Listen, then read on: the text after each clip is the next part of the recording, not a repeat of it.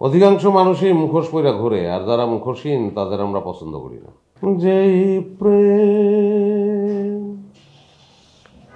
স্বর্গ থেকে এসে জীবনে অমর হয়ে আমি তোমার আগেই বলছিলাম না যে আমাদের জেনির যাচাই বাছাই পদ্ধতির মধ্যে একটা ঝামেলা আছে।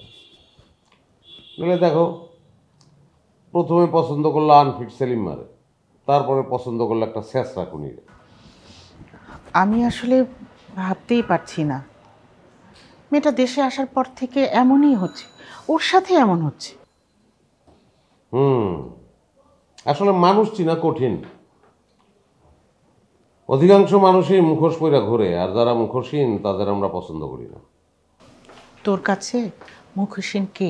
অভি, আমার বন্ধু থেকে বলতেছি না, ওর মনটা আসলেই অনেক বড়। তুমি জেনিরে বলো এখনো সময় আছে, সিদ্ধান্ত পরিবর্তন করুক, অভিরে বিয়া করুক, ও সুখী হইব। কিন্তু জেনি বলেছে জেনি আর বিয়ে করবে না বলে সিদ্ধান্ত নিয়েছে।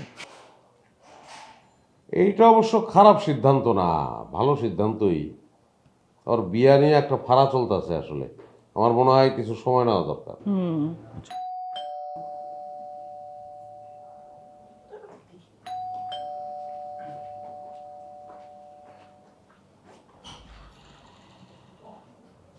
পাবেল আসছে নাকি? আচ্ছা আচ্ছা কথা ছিল। আচ্ছা, ভিতরে আসেন, বসেন। বসেন। Thank you. কি ব্যাপার? আমি জেনির সাথে একটু দেখা করতে আসছি। ও, আপনি পুলিশের লোক? না, জেনি তো খুন করে নাই। খুন তো করছে জেনির সঙ্গে যার বিয়া ঠিক হইতেছিল সে। সেটা আমি জানি। সেই পাভেল জেনির সাথে দেখা করতে চাচ্ছে। না না না না না, জেনি যদি দেখা করবে, না করলে নাই। আমার কাজ জানানো, আমি জানিয়ে গেলাম। না না, খুনি টুনির সাথে জেনি দেখা করবে না। ওকে, ঠিক আছে, চলি।